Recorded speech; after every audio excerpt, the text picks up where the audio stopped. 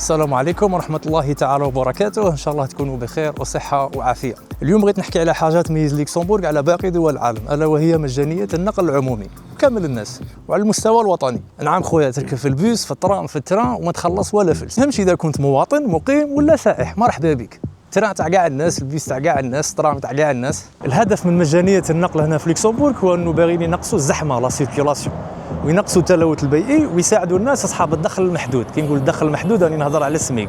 السميك هنا في لوكسمبورغ 2703 اورو للناس البالغين الغير المؤهلين، و3244 اورو للناس البالغين المؤهلين، ستادير اللي عندهم لي ديبلوم يونيفرسيتير.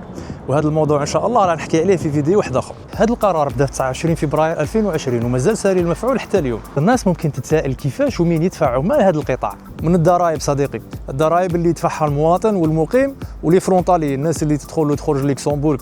نخرجوا شويه على الموضوع. كل يوم هنا في لوكسمبورغ عندك 200 ألف بنادم يدخل ويخرج، يجوا من فرنسا، من بلجيكا، وبدرجه اقل من المانيا، عندهم دراهم خير عليهم ما يجوش، ما يخدموش عند الناس. دونك هاد الناس، هاد ال 200 ألف يخلصوا الضرائب في لوكسمبورغ ويخلصوا الضرائب في بلادهم. على بها تلقى القوري دائما يشكي من الضرائب، حياته كومبلي هو منيرفي على الضرائب. وبهذوك المداخل يخلصوا الناس اللي مشرفين على شركه اللي اسمها CFL. هاد الشركه تعتبر شركه وطنيه وعندها نفس الوزن تاع شركه وطنيه في الجزائر من حجم سوناتراك. بالرغم من كل هذه المجهودات اللي دارتها الدوله هنا في لوكسمبورغ ولو جاست جينيرو تجاه لا بوبولاسيون تاعهم، الا انه مازال بزاف ناس هنايا يفضلوا استخدام السياره.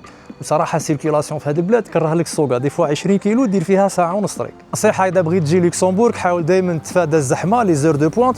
الصباح بين 6 تاع الصباح ل 8 ونص 9 تاع الصباح ما تجيش، ما تدخلش، اقعد تما في تيونفيل ولا في ماس، شرب قهوه وقرع الا كنت جاي من فرنسا، ولا جاي من المانيا تقريبا تجي عن طريق تخاف، بلجيكا، اغلون. وفي المساء نفس الشيء، الا بغيت تروح ما تروحش بين الساعه 3 ونص لغايه الساعه 7.